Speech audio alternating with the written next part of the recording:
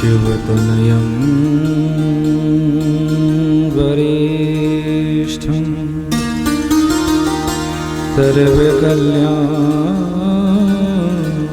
सर्वकल्याणमूर्तिं परशुकमलहस्तं शोभितं मोदके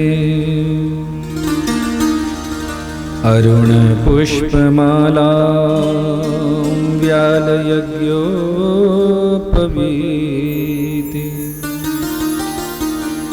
मम हृदयं कुरु निवासं श्रीगणेशं नमामि। अज्ञानतिमिरान्धस्य ज्ञानाञ्जनशलाकया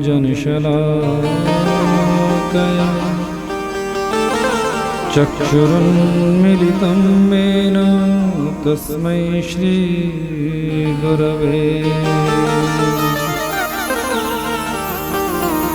राधा भक्तिर्हरिर्ज्ञानं ताभ्यां या च समन्विता तां श्रीभगवतीं गाथा वन्दे युगलरूपिणी। आपदामपहर्तारं दातारं सर्वसम्पदा लोकाभिरामं श्रीरामं भूयो भूयो नमाम्यहम्। वागर्थाविव सम्पृक्तो वागर्था प्रतिपत्तये जगतः पितरौ वन्दे पार्वती परमेश्वर। ॐ जयन्ती मङ्गला काली भद्रकाली कपालिनी दुर्गा क्षमा शिवा धात्री स्वाहा स्वधा नमोस्तुते। अतुलितबलधामं हेमशैलावदेहं दनुजवनकृशानं ज्ञानिनामग्रगण्यं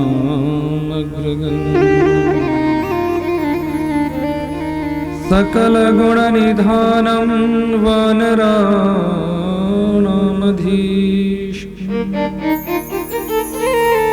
रघुपतिप्रियभक्तं वातजातं नमामि। आइए हनुमंत विराजी कथा करूं मति अनुसार प्रेम सहित गादी धरूं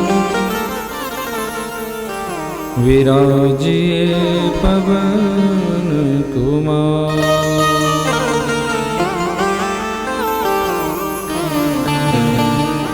बोलिए पवन पुत्र हनुमान की जय, भक्तवत्सल भगवान की जय, उमापति महादेव की जय, शिव शंकर भगवान की जय, राधा रमण सरकार की जय, सियावर रामचंद्र भगवान की जय, माता पिता श्री की जय, सद्गुरुदेव भगवान की जय, आए हुए समस्त भक्तों की जय, सत्य सनातन वैदिक धर्म की जय। जय श्री राधे, जय जय श्री राधे, जय जय श्री राधे श्याम।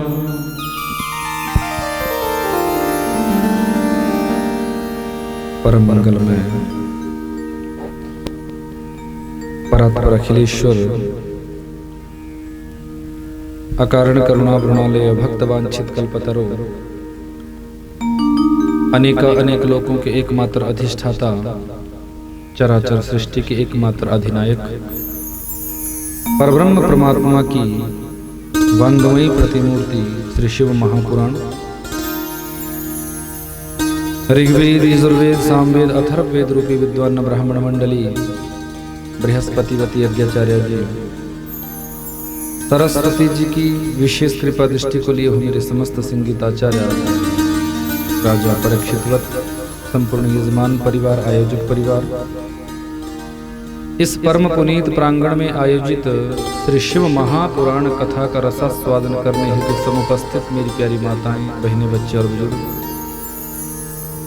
सर्वप्रथम इस पवित्र व्यास मंच से आप सभी के हृदय कमल में जो मेरे भूत भावन भूतेश्वर भोलेनाथ की झांकी विद्यमान है, उनके श्री चरणों में मैं कोटिशः प्रणाम करता हूँ। बोले उमापति महादेव की हर हर हर हर हर हर। बंधुओं, जीव जब अपने जीवन में शिव के नाम का आश्रय लेता है तो उस जीव का कल्याण हो जाता है। वो त्रिपुरारी है, वो भोलेनाथ है, वो कृपालु है, वो दयालु है, क्योंकि शिव नाम कल्याण का ही द्योतक है। कल्याणम ददाति इति शिवदम। जिन शिव का नाम स्मरण करने मात्र से जीव मात्र का कल्याण हो जाता है, जिन शिव का जब जीव नाम स्मरण करता है, नाम लेता है, तो जन्म जन्मांतरों के पाप संताप उस जीव के नष्ट हो जाते हैं। वेदन करो बाबा विश्वनाथ से, क्योंकि शिव का मतलब होता है कल्याण और लिंग का मतलब होता है चिन्ह, आकृति। तो शिवलिंग वो स्वरूप है, वो भाव है जिसका दर्शन करने मात्र से जीव का कल्याण हो जाता है। शिवलिंग का दर्शन करने मात्र से, अन्य देवताओं के मंदिर में जाकर पूजा अर्चना करने से ही फल मिलता है। देवी जी के मंदिर में जाओगे, नारायण जी के मंदिर में जाओगे, अन्य किसी देवता के मंदिर में जाओगे तो मंदिर में प्रवेश करना पड़ेगा और वहां सामने दंडवत करना पड़ेगा। पूजा अर्चना जो भी तुम करोगे उसके बाद तुम्हें उस मंदिर में जाने का फल मिलता है, पूजा का फल मिलता है। लेकिन मेरे बाबा विश्वनाथ का शिखर दर्शन, यदि दूर से भी तुम मंदिर के शिखर का दर्शन भी कर लेते हो तो भी तुम्हें मंदिर में प्रवेश करने का फल मिल जाता है। ये मेरे बाबा विश्वनाथ की कृपा है। शिखर दर्शन ऐसे कल्याणकारी है शिव। लिंग और वेर दोनों रूपों में पूजा भगवान शंकर जी की होती है। लिंग रूप में भी भगवान शंकर जी की पूजा होती है और वेर रूप में भी, साकार रूप में भी, निराकार रूप में भी, सकल रूप में भी और निष्कल रूप में भी। भगवान शंकर इस धरती पर दोनों रूपों से पूजे जाते हैं, साकार और निराकार, सकल और निष्कल, लिंग और वेर, ज्योति और मूर्ति। ये देवादिदेव महादेव की कृपा है। इस धरती के साक्षात देवता है मेरे शिव, मेरे भोले। उमापति महादेव की, शिव शंकर भगवान की। और शिव अपनी स्वेच्छा से ही इस सृष्टि के क्रम की व्यवस्था करते हैं। एको हम बहुश्यामा, शिव की इच्छा होती है एक से अनेक हो जाऊं, तो अपने ही स्वरूप से नारायण महाप्रभु को प्रकट करते हैं और नारायण जी को प्रेरणा देते हैं ब्रह्मा जी की सृष्टि के लिए। ब्रह्मा जी समस्त सृष्टि का निर्माण करते हैं। पूरी दुनिया में जो भी तुम जड़ चेतन, जो कुछ तुम इस संसार में देखते हो, एक चींटी से लेकर हाथी तक, एक छोटी सी रजकण से लेकर बड़े बड़े पहाड़ पर्वतों तक, जो कुछ भी इस दुनिया में दृष्टिगोचर होता है, इन सबका निर्माण ब्रह्मा जी ने किया है। लेकिन एक चीज ऐसी है जिसका निर्माण ब्रह्मा जी ने नहीं किया। पता है कौन? बोलो। उमापति महादेव की, शिव शंकर भगवान की एक चीज ऐसी है जिसका निर्माण ब्रह्मा जी ने नहीं किया है, वो है कमल का पुष्प। कौन सा पुष्प? दुनिया के जितने भी फूल है ना, इस ब्रह्मा जी ने बनाए, ब्रह्मा जी ने इनकी सृष्टि की। लेकिन कमल पुष्प का निर्माण तो मेरे नारायण महाप्रभु ने किया है, क्योंकि नारायण महाप्रभु की नाभि से कमल प्रकट होता है और उस कमल के पुष्प पर ब्रह्मा जी की सृष्टि होती है।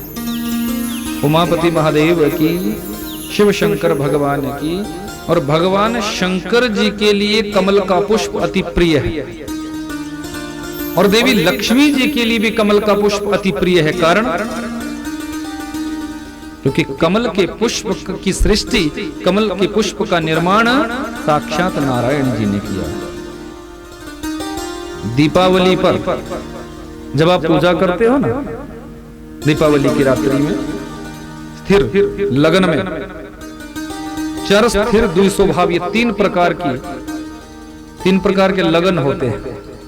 एक चर स्वाभाविक लगन, एक द्विस्वभाव का लगन और एक स्थिर लगन। तो यदि हम नूतन घर में प्रवेश करते हैं तो स्थिर लगन में प्रवेश होता है।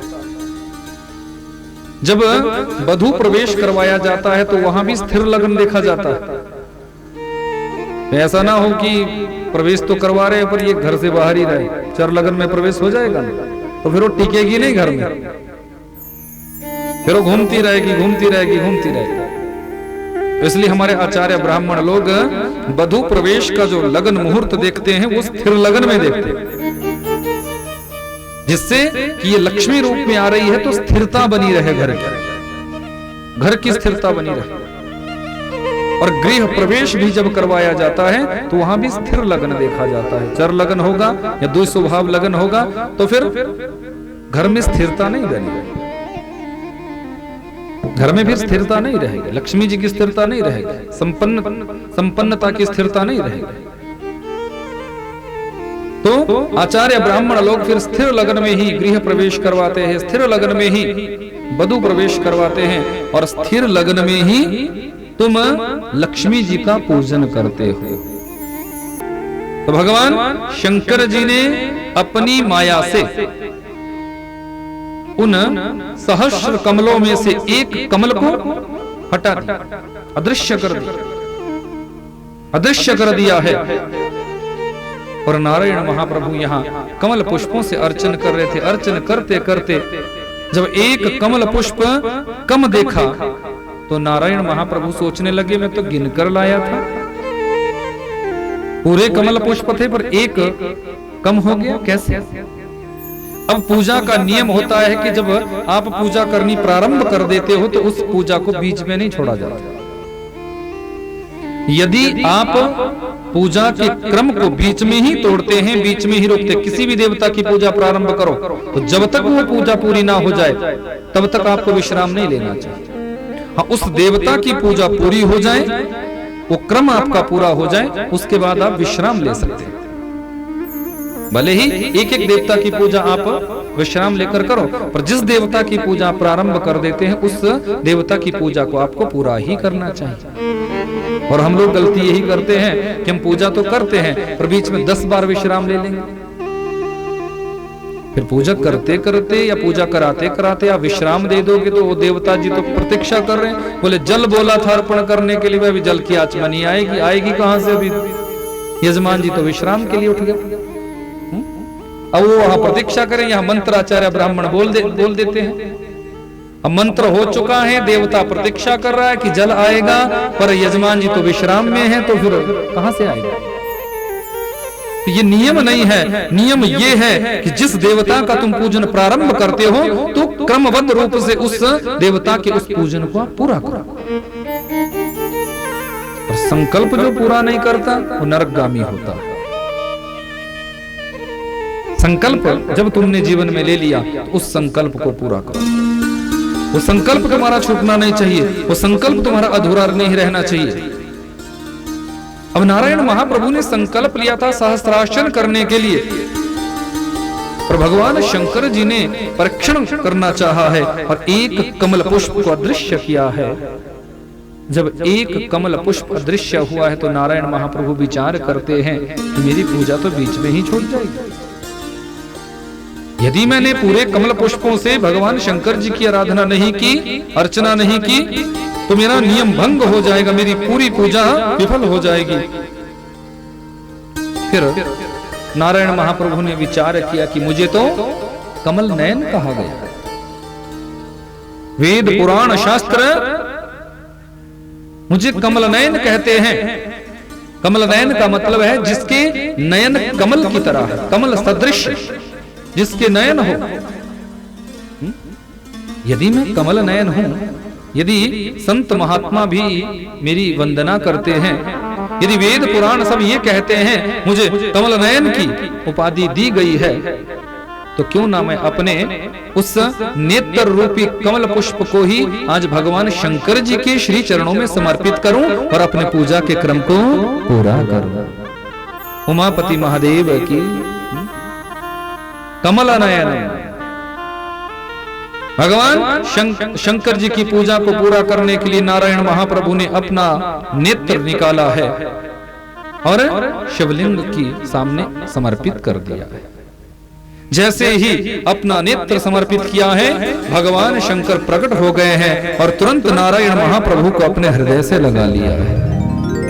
उमापति महादेव की हे नारायण, इसीलिए तो तुम मुझे अति प्रिय हो, इसीलिए तो मैं तुझमें और अपने आप में कोई अंतर नहीं समझता, कोई भेद नहीं समझता, क्योंकि जो शिव है वही नारायण है और जो नारायण है वही शिव है। हर और हरि में कोई अंतर नहीं है। हर और हरि में यदि कोई अंतर करता है तो वो नरकगामी होता है, याद रखना। हर और हरि में कोई अंतर नहीं है। उमापति महादेव की, शिव शंकर भगवान की, वो तो दोनों एक ही है।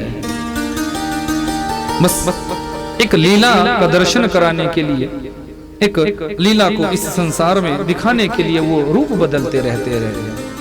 वो लीला का नूतन रूप से दर्शन कराते रहते हैं, दर्शन कराते रहते हैं। उमापति महादेव की, शिव शंकर भगवान की, ऐसा सुंदर मनोभाव।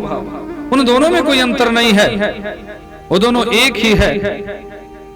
उन दोनों में जो अंतर ढूंढता है, जो अंतर करता है,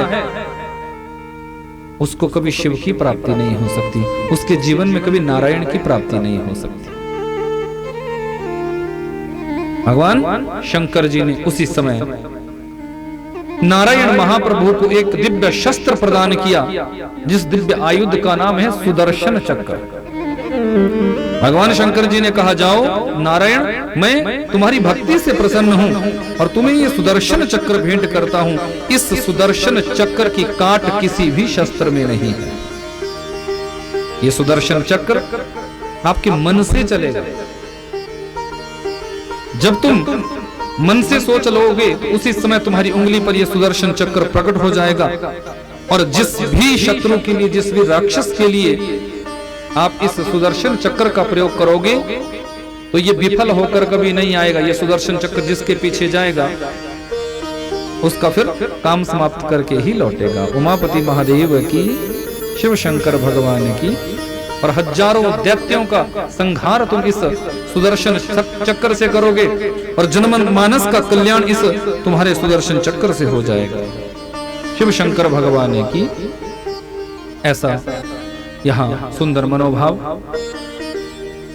सबने भगवान शंकर जी की पूजा की है। देवी लक्ष्मी जी ने भी शंकर जी की पूरा पूजा की है। नारायण महाप्रभु ने भी पूजा की है।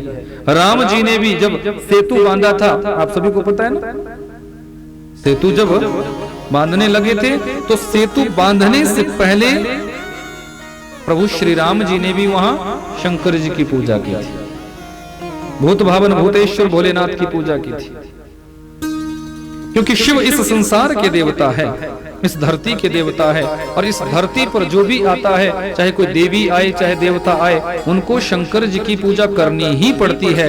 बिना शिव की पूजा से उनका इस संसार में आना सार्थक नहीं हो सकता। राम जी ने भी वहां पूजा की थी। सेतु वंदे पुरामेशम, वहां शिवलिंग की स्थापना की। कथा आती है बड़ी सुंदर कि हनुमंत लाल को शिवलिंग लाने के लिए भेजा था। कहां पर? काशी। बोले जाओ काशी से तुम, क्योंकि काशी में तो विश्वनाथ बाबा की नगरी है काशी, मेरे अवघड़दानी की नगरी है काशी। तो हनुमंत लाल को भेजा कि जाओ तुम वहां से शिवलिंग लेकर आओ, और जब तुम शिवलिंग लेकर आओगे तो वही शिवलिंग यहाँ स्थापित होगा, और उसी शिवलिंग की पूजा अर्चना करने के बाद फिर हम सेतु निर्माण का कार्य प्रारंभ करेंगे। तो हनुमान जी को यहाँ काशी में भेजा शिवलिंग लाने के लिए, पर हनुमान जी को आने में विलंब हो गया।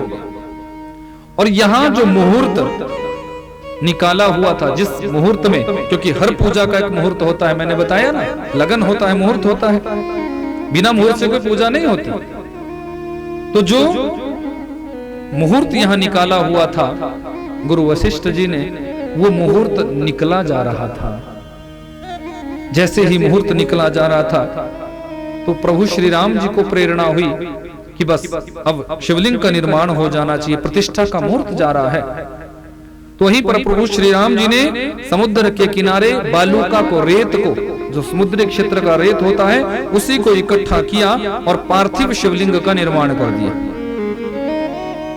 और जो मुहूर्त निकला हुआ था, जो लगन निकला हुआ था, उसी मुहूर्त में, उसी लगन में वहां शिवलिंग का निर्माण किया और शिवलिंग स्थापित किया और शिवलिंग की पूजा किया। अब जैसे ही शिवलिंग की पूजा हुई तो हनुमंत लाल पहुंच गए, और हनुमंत लाल ने देखा कि मैं शिवलिंग उठाकर आ रहा हूं, क्योंकि रुद्रदेव है हनुमंत लाल। प्रभु श्री राम जी ने हनुमंत लाल को इसलिए भेजा था क्योंकि वो रुद्र है, 11वें रुद्र है हनुमान जी। तो शिवलिंग लेकर हनुमंत लाल आए, पर यहां तो प्रभु पूजा पूरा कर चुके थे।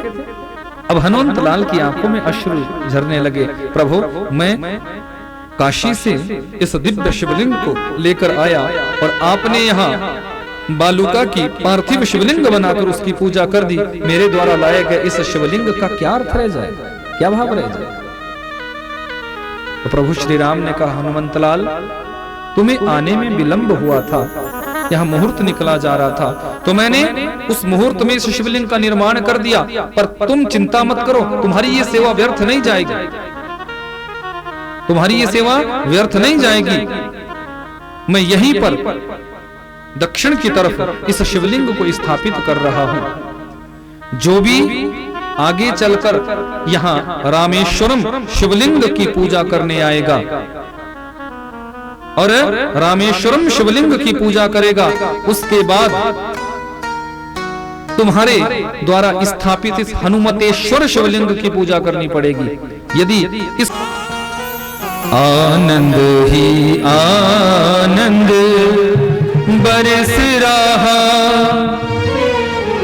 आनंद ही आनंद बरस रहा, बलिहारी भोले शंकर के आनंद ही बरस रहा, बलिहारी। सभी गाएंगे भाव से,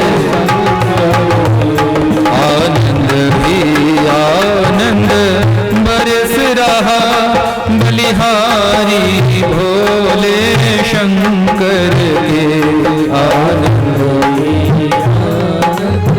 मस्ती में गाना है, सबने ताली सेवा के साथ।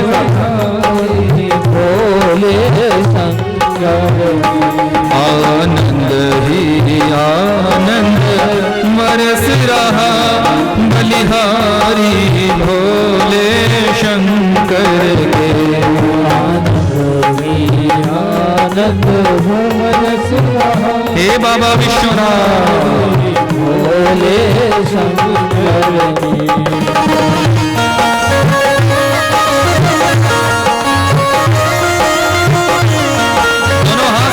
सेवा करते उमापति महादेव की।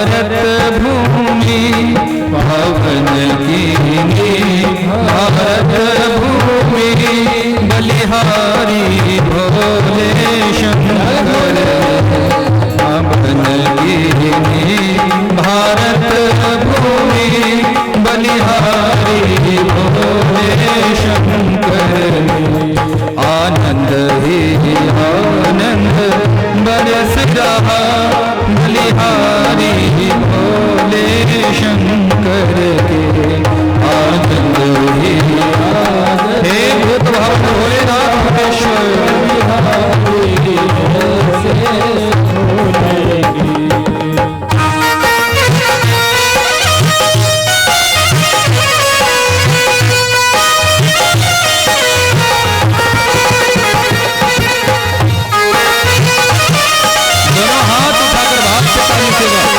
शंकर भगवान की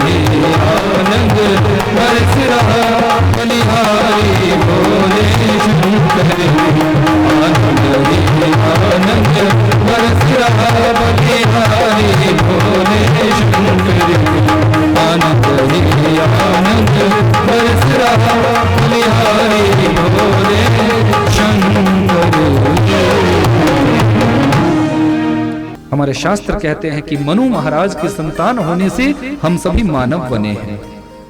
हम मानवों की सृष्टि हुई है। मनु महाराज की 3 पुत्रियां आकुति, देवहूति और प्रसूति, और दो पुत्र प्रियव्रत और उत्तानपाद। आकुति नाम की जो कन्या है, इनका विवाह रुचि प्रजापति के साथ ब्रह्मा जी ने किया, जिनके हैं यज्ञ नारायण आगे चलकर प्रकट हुए, और उन्हीं यज्ञ नारायण का विवाह दक्षिणा के साथ हुआ। उमापति महादेव की, शिव शंकर भगवान की यज्ञ की पत्नी है दक्षिणा, याद रखना। कोई भी आप यज्ञ अपने घर में करते हो, कोई भी सत्कर्म आप अपने घर में करते हो, तो वो तब तक पूरा नहीं माना जाता जब तक उसकी दक्षिणा नहीं दी जाती। ब्राह्मण लोग आपके घर में यज्ञ अनुष्ठान करते हैं, जब आप उनको दक्षिणा भेंट करते हो, उसके बाद देखो दान और दक्षिणा में भी अंतर है। दान और दक्षिणा में अंतर है। दान क्या है, थोड़ा ये समझना, जो बिना परिश्रम से दिया जाए। तुमने किसी भी व्यक्ति को दिया, जैसे आप मंदिर के लिए दान देते हो, ये दक्षिणा नहीं है, ये दान है। क्योंकि कोई परिश्रम थोड़ी भी करवाया आपने, जिसके निमित्त आप दे रहे हैं उनका कोई परिश्रम थोड़ी भी करवाया।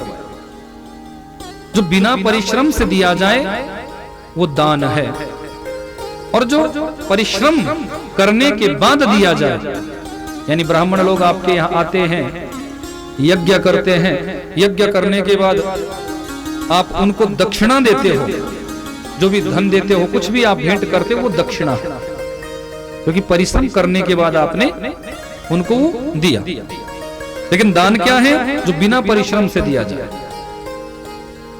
परिश्रम करवाओगे तो वो दान नहीं होगा। एक बार ये जो कर्ण था, कर्ण हमेशा से ही सोने का दान करता था, स्वर्ण दान। कर्ण ने खूब स्वर्ण दान अपने जीवन में किया। तो भगवान ने विचार किया कि कर्ण ने सोने का ही दान किया है, अन्न का दान तो इसने किया नहीं, और यदि ये अन्न का दान करेगा नहीं तो मिलता तो वही है जो हम अपने हाथों से देते हैं। धन का दान करोगे तो धन मिलेगा, अन्न का दान करोगे तो अन्न मिलेगा, वस्त्र का दान करोगे तो वस्त्र मिलेगा। जो हम अपने हाथों से देते हैं वही हमें आगे चलकर मिलता है। इसलिए मैं अक्सर कहता हूं कि अपने जीवन में थोड़ा थोड़ा दान सब चीजों का करते रहना चाहिए। जो भी तुम्हारे पास लगे ना कि पर्याप्त है, थोड़ा थोड़ा दान करो उसका। विद्या का भी दान करो, क्योंकि यदि विद्या का दान करोगे तो ज्ञान मिलेगा, विद्या मिलेगी। तो कर्ण स्वर्ण दान करता था। तो जिस समय कर्ण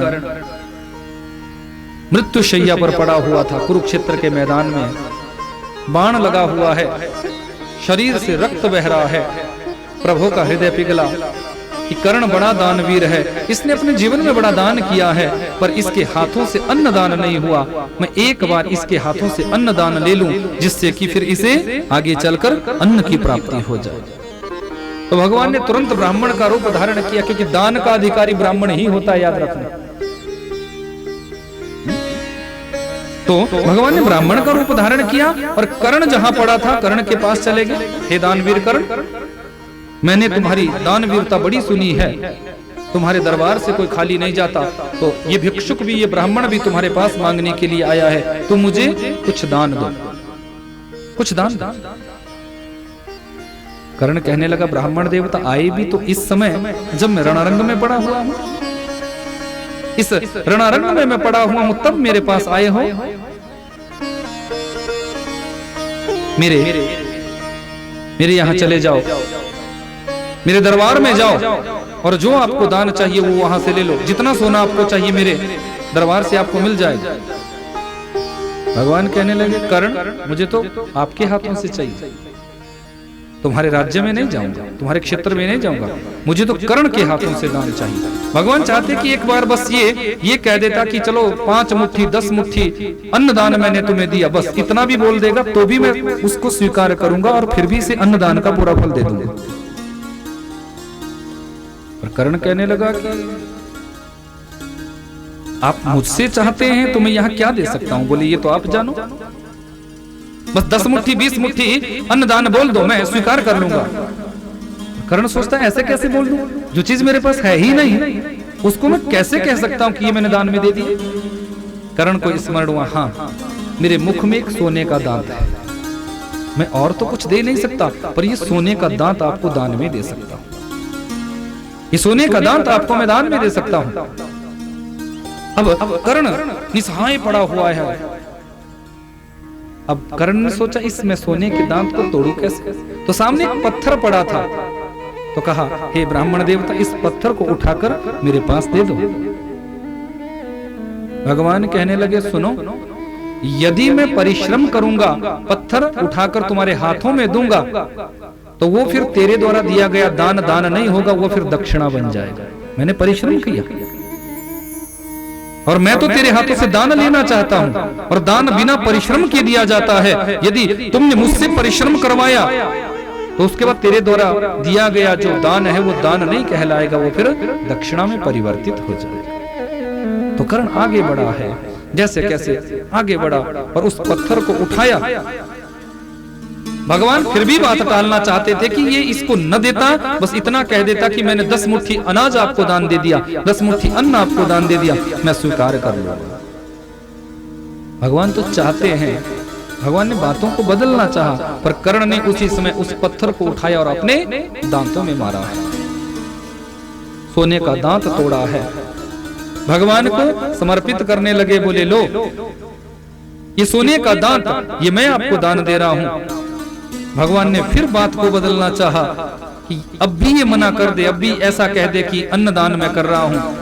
भगवान ने कहा देखो दान तो शुद्ध लिया जाता है, और तुम्हारे द्वारा दिया गया दान इसमें तो रक्त लगा हुआ है, रक्त रंजित स्वर्ण की इस दांत को मैं कैसे ले सकता हूं। तो कर्ण वीर था, पराक्रमी था, जो पत्थर हाथों में लिया था उसी पत्थर को आकाश में उछाला है। अब कर्ण को साधारण तो था नहीं, वही पत्थर इंद्र के सिंहासन में लगा है और उसी क्षेत्र में वर्षा हुई है, और कर्ण ने उस दांत को वर्षा की बूंदों से धोया है और शुद्ध करके भगवान को उस दांत को पकड़ाया है। दांत भगवान ने लिया, कर्ण का यहाँ प्राणांत हुआ। कर्ण जब यहां से गया तो हाथों से सोना ही सोना दिया था, तो जैसे ही स्वर्ग पहुंचा है तो कर्ण का बड़ा सत्कार हुआ कि ऐसा वीर यहां आया है, ऐसा वीर योद्धा आया है, स्वागत किया जाए। कर्ण के लिए सारे द्वार खोल दिए गए हैं। कर्ण कहने लगा मैं इतने दिन रणारंग में युद्ध करके आया हूं, भूख लगी है, प्यास लगी है, पानी पीना चाहता हूं, भोजन करना चाहता हूं। सारे द्वार जब स्वर्ग के खोले गए हैं तो जिस भी प्रकोष्ठ में, जिस भी कमरे में कर्ण प्रवेश करता है वहां सोना ही सोना मिलता है। सोने का पानी, सोने की दाल, सोने के चावल, सोने की रोटी, सोने का सब कुछ। कर्ण कहता इसको कैसे खाऊंगा, सोने की रोटी कैसे खाऊंगा, सोने की दाल कैसे खाऊंगा, सोने का पानी कैसे पीऊंगा। कर्ण से बताया गया कि कर्ण तूने तो अपने जीवन में सोने का ही दान किया है, अब जो तूने अपने जीवन में दान किया वही तो तुम्हें मिलेगा, वही तो तुम्हें मिलेगा। अन्नदान तुमने किया ही नहीं तो फिर अन्न तुम्हें मिलेगा कहां से। अब यही सोना ही तुम्हें मिलेगा।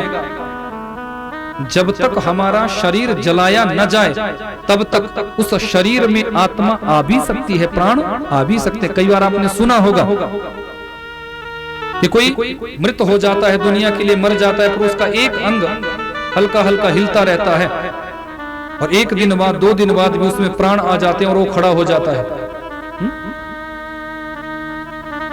तो यहां कुंती ने कर्ण के शरीर को जलाने नहीं दिया था। कुंती को जब पता चला कि मेरे ज्येष्ठ पुत्र कर्ण को मार दिया गया तो कुंती कर्ण के शरीर से लिपटकर रो रही थी। तो जितने दिन कुंती यहाँ कर्ण के शरीर से लिपटकर रो रही थी, कर्ण को मौका मिल गया। कर्ण पुनः धरती पर आया है और अपने हाथों से कर्ण ने अन्न का दान किया है। अन्न का दान 15 दिनों तक कर्ण के शरीर को जलाया नहीं गया था। 16वें दिन कर्ण के शरीर को जलाया गया था। तो जैसे ही शरीर को जलाया, कर्ण को पुनः स्वर्ग जाना पड़ा। तो उन्हीं 16 दिनों में कर्ण ने अन्न का दान किया और उसी के बाद वो श्राद्ध का कर्म पूरा हुआ। आज आप लोग 16 श्राद्ध करते हो ना। 16 श्राद्धों में अपने पितरों के निमित्त, अपने पूर्वजों के निमित्त अन्नदान किया जाता था। तो कर्ण ने ही इस यज्ञ को प्रारंभ किया था। ये अन्नदान का क्रम कर्ण ने ही प्रारंभ किया। उमापति महादेव की, शिव शंकर भगवान की कर्ण यज्ञ भी इसको बोला जाता है। तो दान और दक्षिणा में अंतर होता है। दान वही है जो हाथों से दिया जाता है, पर बिना परिश्रम के जो दान दिया जाए वो दान है। परिश्रम करने के बाद यदि दान दिया जाए तो वो दान नहीं, फिर वो दक्षिणा है। यह यज्ञ की पत्नी दक्षिणा के साथ यज्ञ नारायण का विवाह हुआ, जो आकुति नाम की मनु महाराज की कन्या थी। आप लोग अपने घरों में यज्ञ करवाते हो, ब्राह्मणों को बुलाते हो, ब्राह्मणों को भोजन आप कराते हो, ये भी एक यज्ञ है। और यज्ञ तुम्हारा तब संपन्न माना जाता है जब तुम उस यज्ञ की दक्षिणा देते हो। इस जहां का मिले ना मिले, मुझको तेरा सहारा सदा चाहिए, मुझको तेरा सहारा सदा चाहिए। आसरा इस जहां का मिले ना मिले, आसरा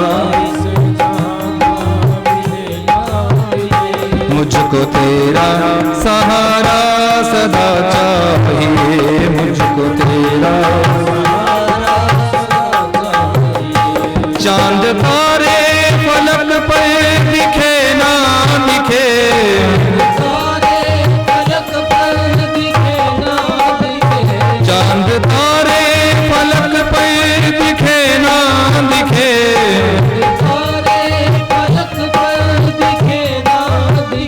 मुझको तेरा सहारा सदा चाहिए, मुझको तेरा सहारा सदा चाहिए। आसरा इस जहां का मिले ना मिले, आसरा इस जहां का मिले ना मिले, मुझको तेरा सहारा सदा चाहिए, मुझको तेरा सहारा सदा। हे बाबा विश्वनाथ,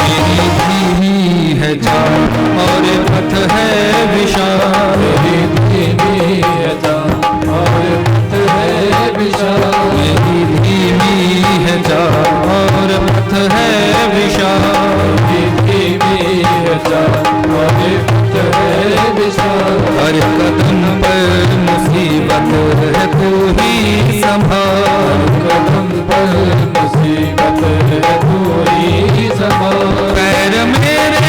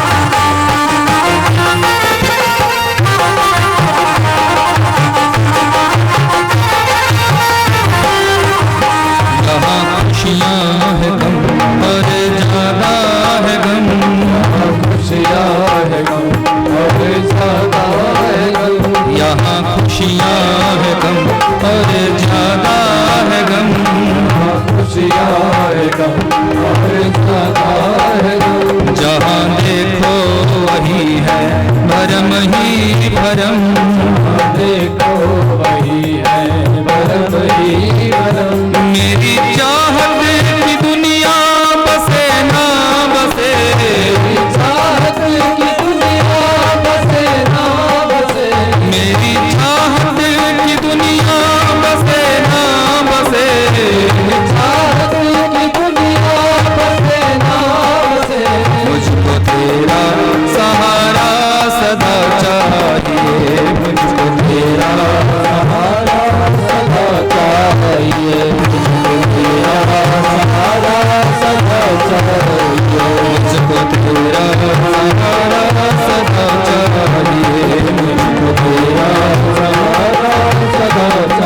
माता देवहूति का वंश आगे नहीं चला। और ये जो प्रसूति नाम की तीसरी कन्या है, इन्हीं प्रसूति नाम की तीसरी कन्या का विवाह दक्ष प्रजापति के साथ मनु महाराज ने किया। दक्ष प्रजापति प्रसूति जिसने अपनी समस्त संतानों को श्रेष्ठ कर्म की शिक्षा दी। 60 कन्याओं का जन्म दक्ष के यहां हुआ। 60 कन्याओं अपनी समस्त संतानों को सुंदर ज्ञान उपदेश किया है। उमापति महादेव की, शिव शंकर भगवान की। सूत जी महाराज कहते हैं, ऋषियों, भगवान शंकर अपने भक्तों की इच्छा को पूरा करते हैं। जो भक्त जैसी कामना करता है, बाबा विश्वनाथ उनकी इच्छा को अवश्य पूरा करते हैं। दक्ष के यहां 60 पुत्रियों का जन्म हो गया, लेकिन दक्ष का मन है भगवती जो जगदम्बा है, पराम्बा है, उनका जन्म दक्ष के यहां पुत्री रूप में हो जाए। यदि आपके यहां पुत्र का जन्म होता है, किसी भाग्य से आपके घर में पुत्र का जन्म होता है, पर सौभाग्य से आपके घर में पुत्री का जन्म होता है, ये बात याद रखो। किसी के यहां एक भाग्य से पुत्र का जन्म हो सकता है, पर जिसके घर में पुत्री का जन्म होता है, समझ लेना उसके सौभाग्य जागृत हो जाते हैं। क्योंकि पुत्री को एक रूप से हम अपना पुण्य माने। पुत्री को तुम क्या मानो? पुण्य। पुत्री तुम्हारे जीवन का पुण्य है। जब से तुम्हारे घर में पुत्री जन्म लेती है तो पुण्य तो करवाती है तुमसे। जन्म लेती है तब पुण्य होगा। तुम उसकी किसी भी इच्छा का पालन करते हो, किसी भी इच्छा को मानते हो, तो तुम्हारे हाथों से पुण्य करवा रही है, क्योंकि वो तुम्हारी नहीं है। पुत्र तुम्हारा हो सकता है, पर पुत्री तो ये अवश्य सबको जान लेना चाहिए कि पुत्री का जन्म हुआ तो उसको वो पराया धन है। पराया धन पुत्री को माना गया है। वो एक न एक दिन तो दूसरे घर में जाएगी ही जाएगी। वो जब तक तुम्हारे यहां रहती है तब तक तुम्हारे हाथों से पुण्य करवाती रहती है। जो भी तुम कर्म करते हो तुमसे पुण्य संपादित कराएगी, तुमसे पुण्य करवाएगी, क्योंकि वो पुत्री है।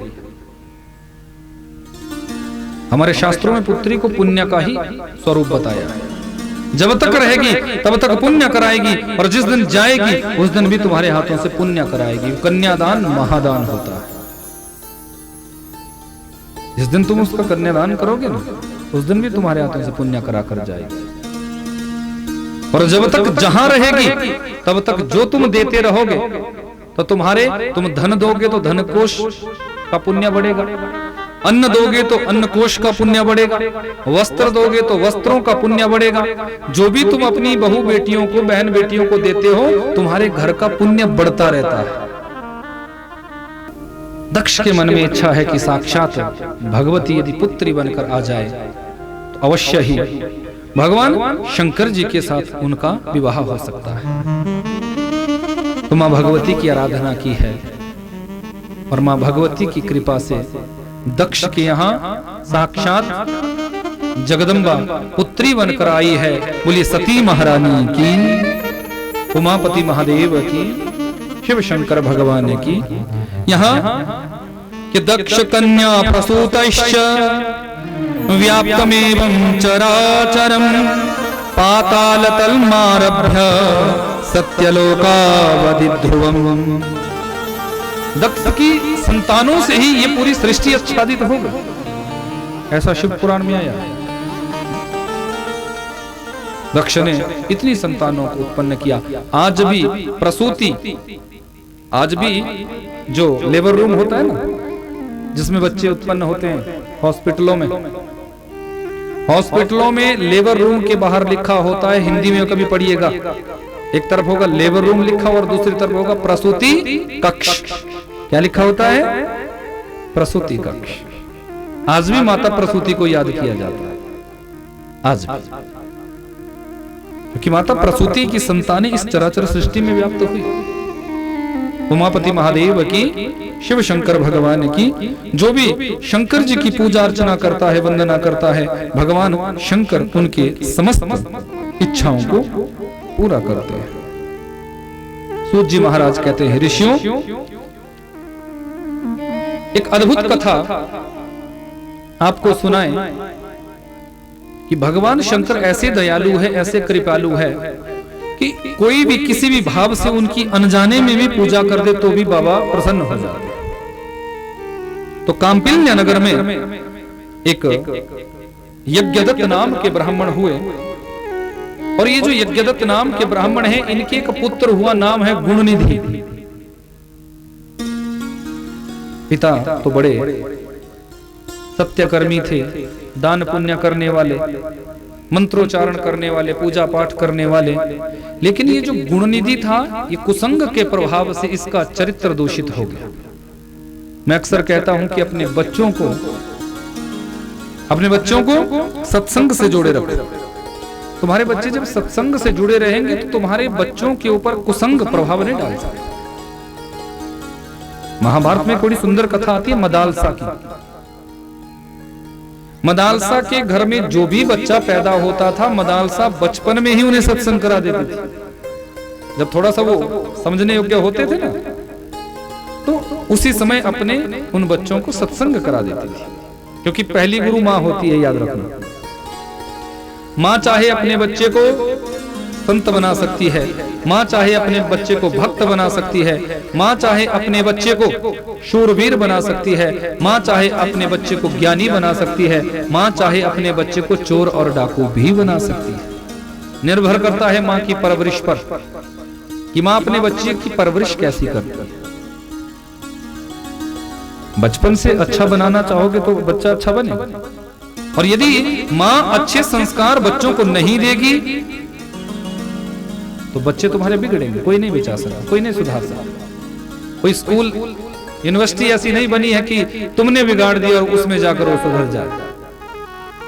तुमने यदि पहले से सुधारा होगा तो वो सुधरा हुआ रहेगा, याद रखो।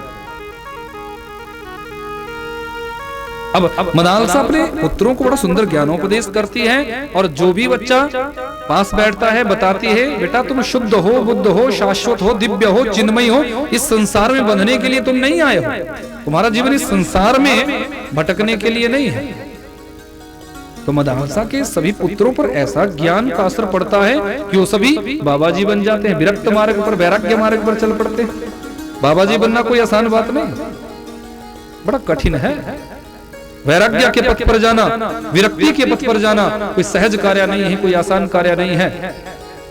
बहुत से लोग साधु महात्माओं को देखकर उनका तिरस्कार कर देते हैं कि आगे बाबा जी कहीं के, पर उन्हें ये पता नहीं कि तू 10 दिन बाबा जी बनकर देख, पता चल जाएगा। 10 दिनों के लिए तुम यात्रा पे भी जाते हो ना कहीं बाहर, घर से 10-15 दिनों की यात्रा के लिए निकले, 20 बार तुम फोन घुमाते हो घर में। बिजनेस ठीक चल रहा है, बहू कहीं लोगों के यहाँ बैठी थी, तो ही नहीं रहती, कुछ घर का काम करती है कि नहीं करती है। मेरे कमरे का जरा ताला देख कर आना, ठीक ठाक है कि तोड़ दिया। लॉकर को चेक कर, जिस पर ज्यादा विश्वास होता है ना उसको भेजते हैं। देखना जरा कहीं हिलाया हुलोया तो ये नकली चाबी से खोल दिया। गए हो यात्रा पर और चिंता है तुम्हें घर की। गए यात्रा पे, तीर्थों का तीर्थाटन करने हो, पुण्य को अर्जित करने गए हो, पर घर याद आ रहा है, बिजनेस याद आ रहा है, लॉकर याद आ रहा है, संपत्ति, सोना चांदी, घर पैसा, ये याद आ रहा है। पर उन संत महात्माओं के जीवन का दर्शन करना, जिन संत महात्माओं ने अपने परिवार को त्याग करके पूरे संसार को ही अपना कुटुंब मानते हैं, वसुधैव कुटुंबकम, इस नारे को वो अपने जीवन में उतारते हैं, इस भाव को अपने जीवन में उतारते हैं। पूरा संसार ही हमारा कुटुंब है, पूरे संसार के लोग ही हमारे अपने हैं।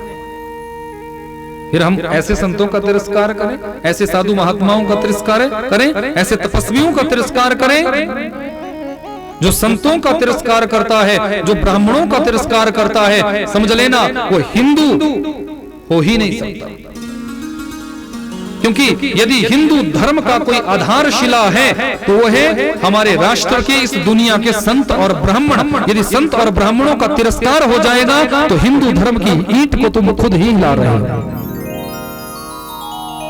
यदि चाहते हो कि हिंदू धर्म की ईंट मजबूत बनी रहे, हिंदू धर्म की ईंट कभी हिले ना, तो संत और ब्राह्मणों का सम्मान करो, क्योंकि वो आधार है। और आधार मजबूत रहेगा तो जिस धर्म की छांव में हम खड़े हुए हैं उस धर्म को वो हिला नहीं सकता। आज कितने भी धर्मी दुनिया में ऐसे हो गए हैं जो हमारी सनातनी पद्धति को नष्ट करना चाहते हैं, जो हमारी सनातनी पद्धति के साथ छेड़छाड़ कर रहे हैं, जो हमारे हिंदू धर्म की जो सनातनी पद्धति है उसको उलटफेर कर रहे हैं, मनगढ़ंत किताबें लिखकर, मनगढ़ंत बातें लिखकर। तो हम सभी जो अपने आप को हिंदू समझता है, अपने आप को सत्य सनातनी समझता है, उसका यह धर्म है कि अपनी हिंदू संस्कृति का बचाव हम करें, अपनी हिंदू संस्कृति का संरक्षण हम करें। यदि अपनी हिंदू संस्कृति का संरक्षण हमने नहीं किया फिर चुल्लू भर पानी में हम सभी को डूब मर जाना चाहिए, वो हिंदू नहीं हो सकता। बहुत से राज्यों में आज हिंदू अल्पसंख्यक हो रहा है, कारण क्या है?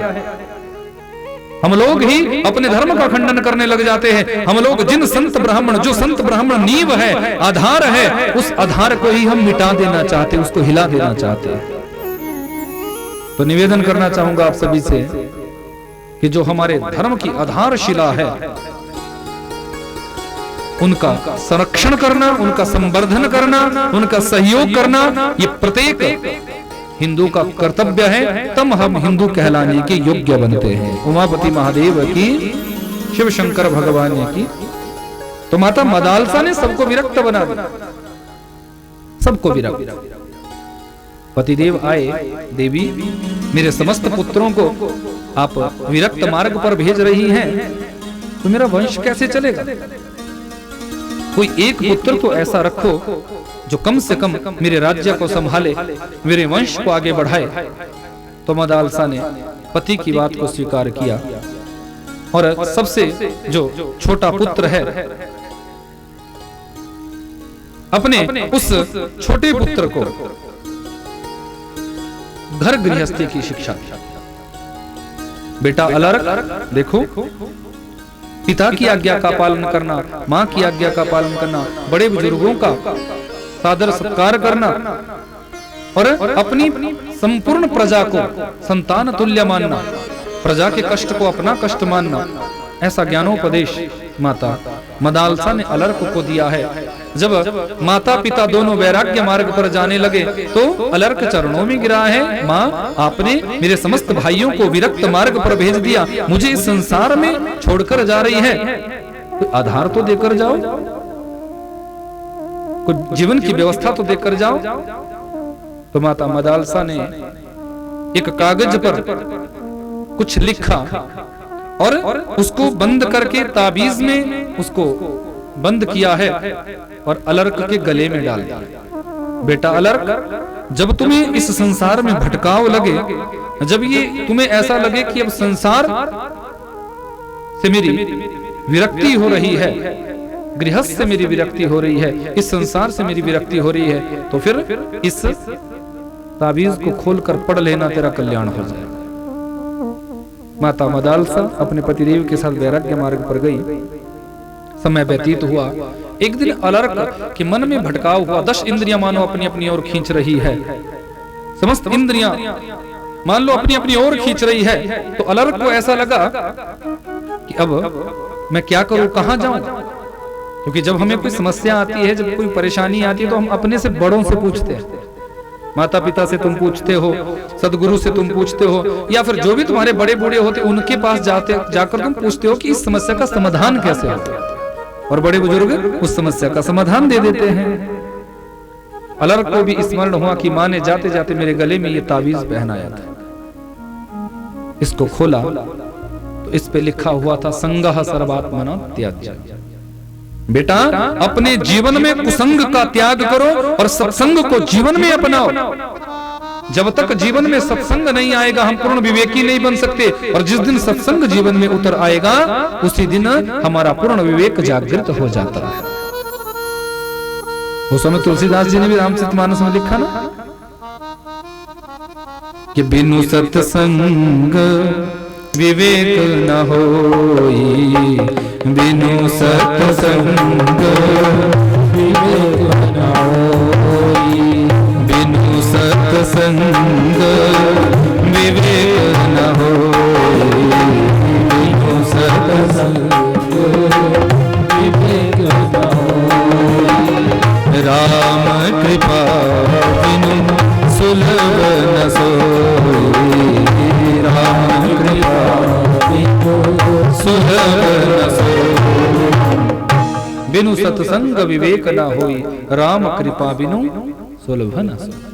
याद रखना, जहां पिता ज्ञान देना चाहता है, पिता समझाना चाहता है, और माँ आगे बच्चे को अपने आंचल से लपेट लेती है और पिता के ऊपर बरस पड़ती है कि नहीं नहीं एक ही है हमारे, तुम बार बार बोलते जाते हो, उस घर की संतान को कोई सुधार नहीं सकता।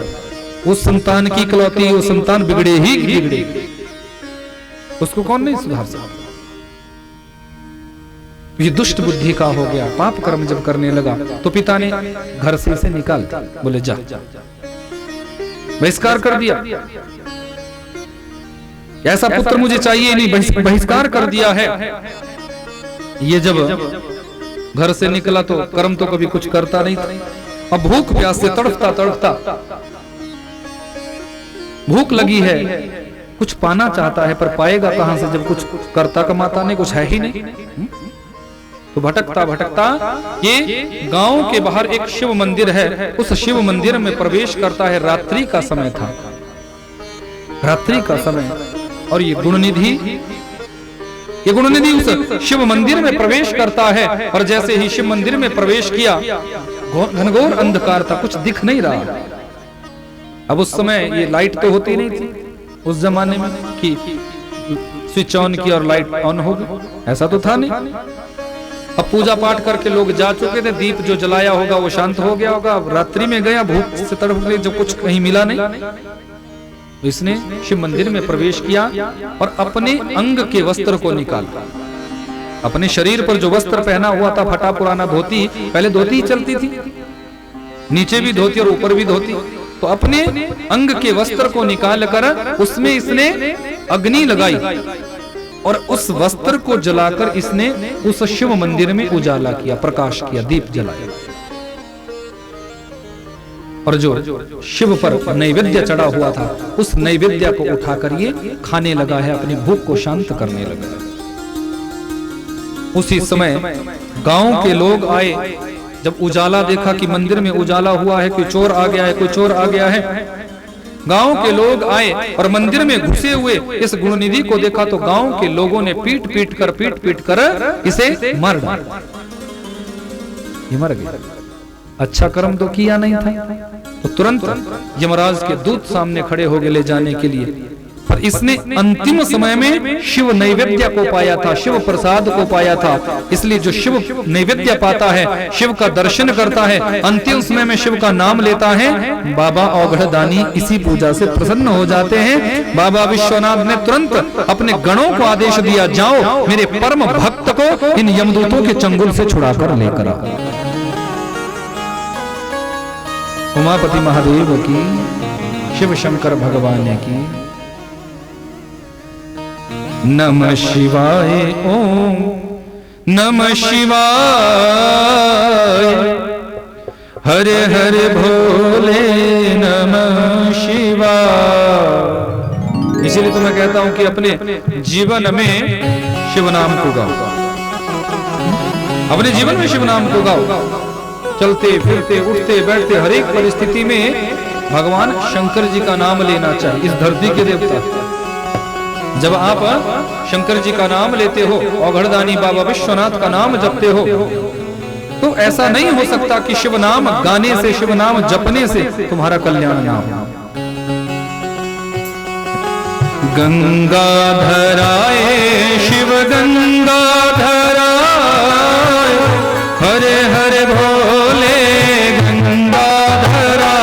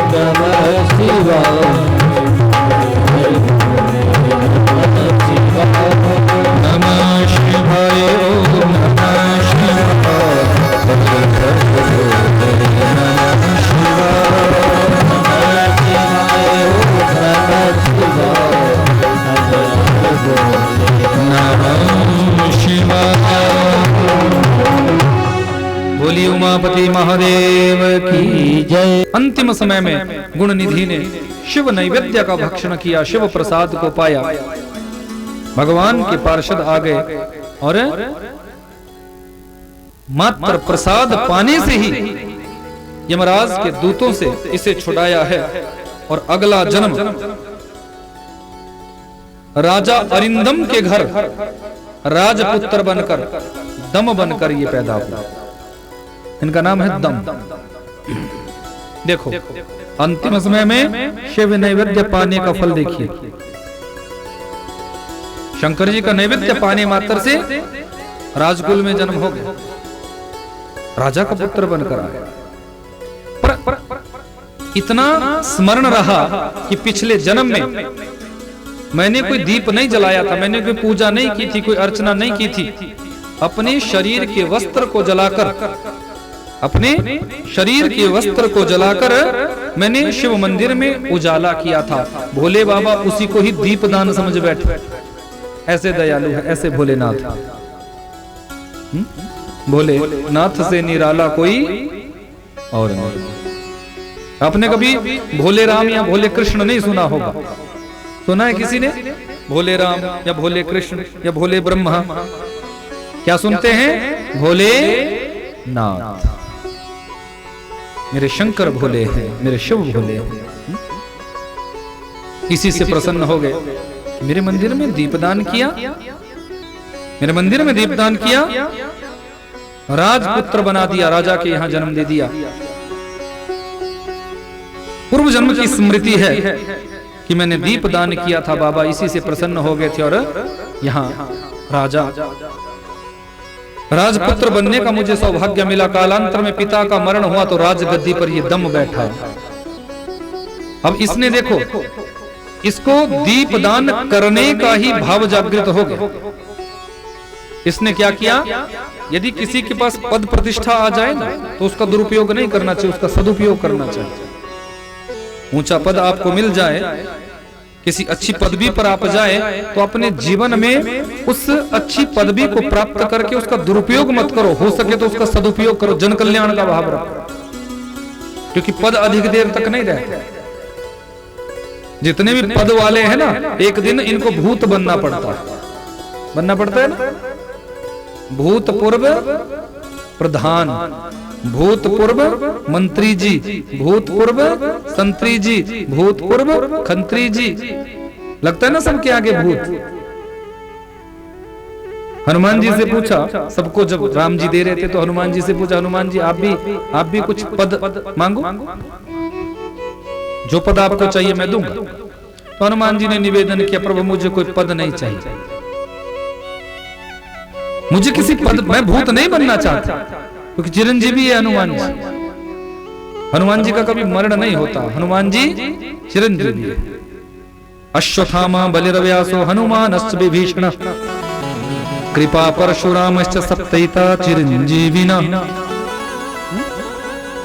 हनुमान जी चिरंजीवी है। हनुमान जी ने कहा मुझे कोई पद नहीं चाहिए, क्योंकि जिस जो पद चाहता है ना, जिसको पद मिलता है उनको भूत बनना पड़ता है, उनको भूत बनना पड़ता। मुझे भूत नहीं बनना, मुझे तो आपके जो चरण कमल है, आपके जो चरण कमल पद है, मुझे तो वो चाहिए। मुझे दुनिया का कोई पद प्रतिष्ठा नहीं चाहिए, आपके चरण कमलों की रज मुझे चाहिए। यह है भक्ति।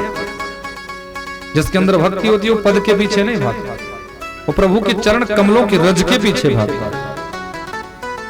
उमापति महादेव की, शिव शंकर भगवान की। अब राजा जानता है कि जीवन का क्या पता कब तक है, तो जब तक है तब तक मैं श्रेष्ठ कर्म करूं। इसने अपने राज्य के जितने भी ग्रामाध्यक्ष थे, जैसे होते ना प्रधान, पहले ग्रामाध्यक्ष हुआ करते। एक गांव का एक व्यक्ति ऐसा था जो पूरे गांव का अध्यक्ष होता था, प्रधान होता था। आज भी आप मान लो जैसे आज है,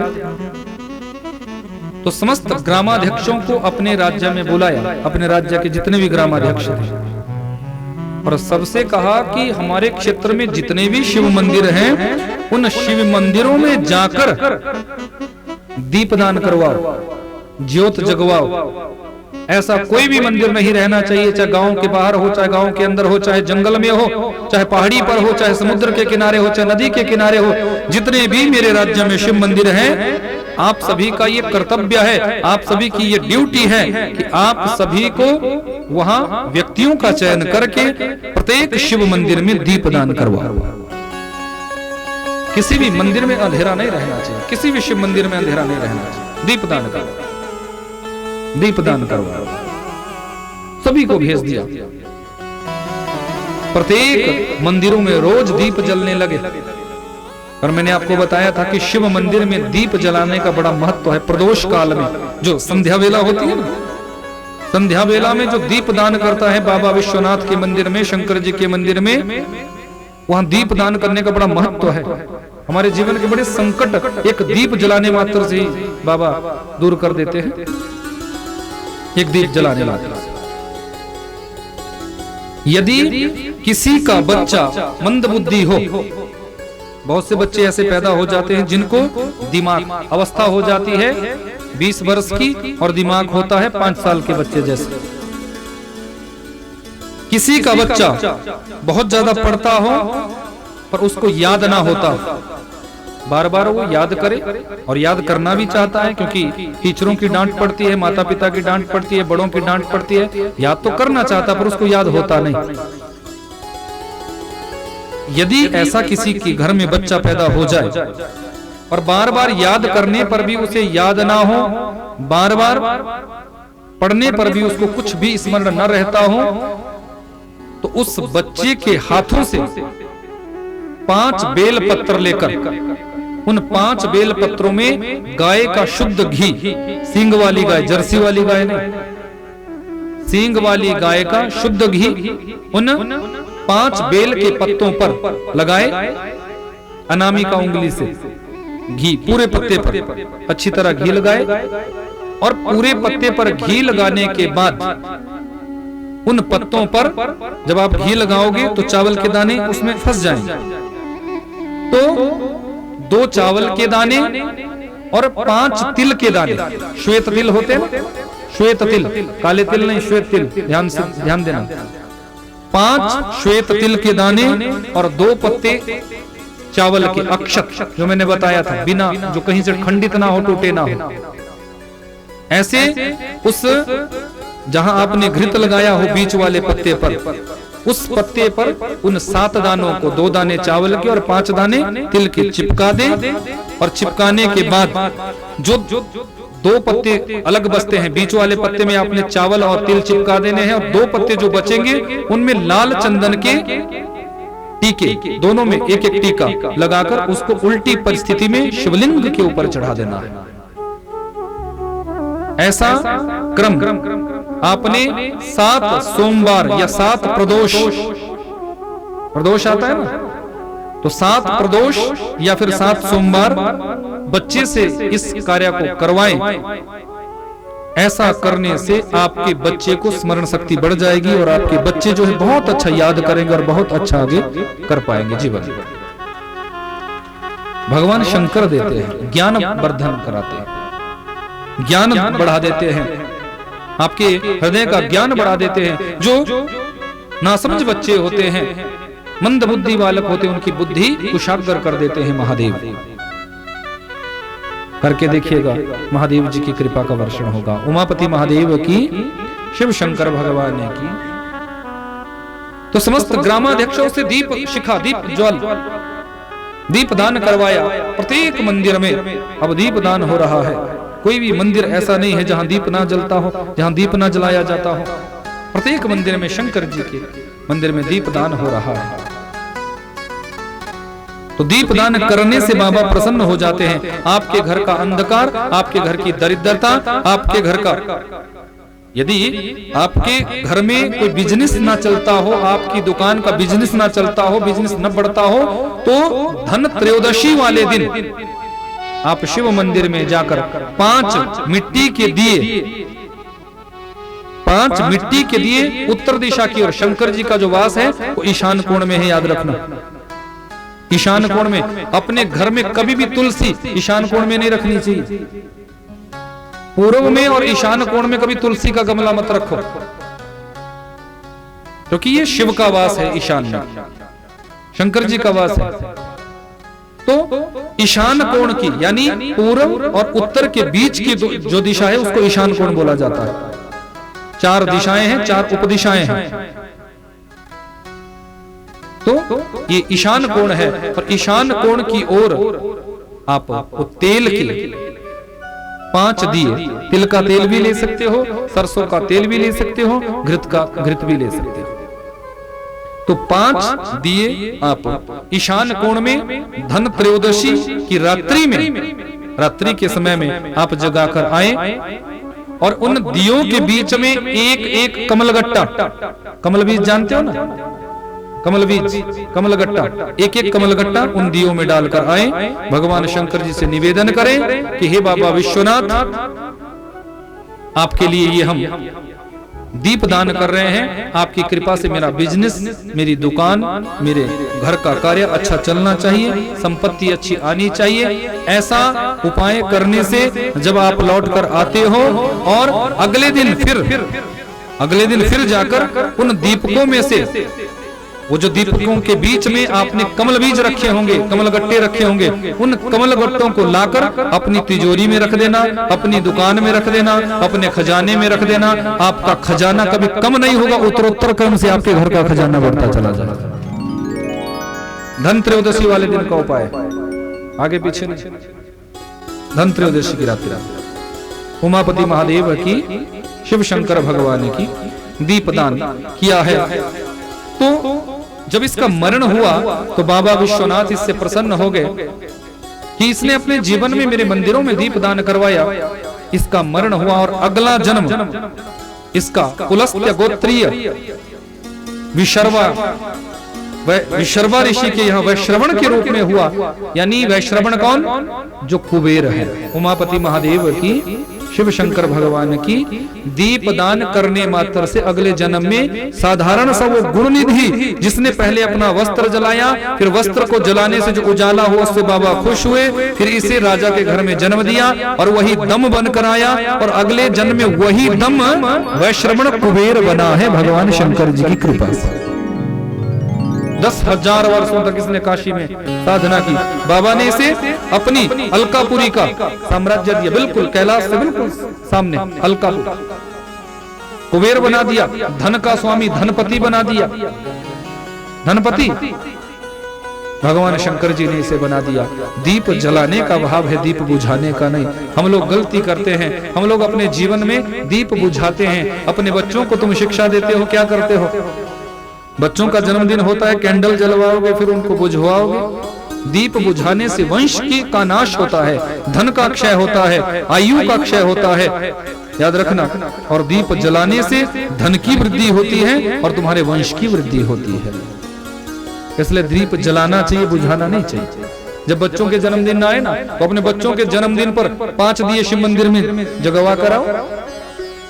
जो भी आपके आसपास मंदिर है उसमें 5 दीपक लगवा के आओ, घी के दीप जलवाओ। या फिर जितने वर्ष का तुम्हारा बच्चा हुआ, 5 साल का हुआ तो 5 दिए, 7 साल का हुआ तो 7 दिए, 10 साल का हुआ तो 10 दिए, 20 साल का हुआ तो 20 दिए, आप वहां जलाओ। देखो कल्याण कैसे नहीं होगा। देखो बच्चा कैसे दीर्घजीवी बनेगा पूरे वर्ष भर में। अगर 20 वर्ष का हुआ तो 20 दिए जलाओ, अगली बार 21 दिए जलाऊंगी, ऐसा प्रार्थना करके आओ। जब 21 वर्ष का पूरा होगा तो 21 दिए जलाएंगे, तो बाबा खुश होगा, आपके बच्चे की आयु भी लंबी होगी। क्योंकि ज्योत में प्रेम है, ज्योत में भाव है, ज्योत में शक्ति है, ज्योत में ताकत है, क्योंकि वो ज्योति है। और ब्रह्मांड में ज्योति ही तो हो, ज्योति शिव का ही रूप है। इसलिए ज्योत जगानी चाहिए, बुझानी नहीं चाहिए।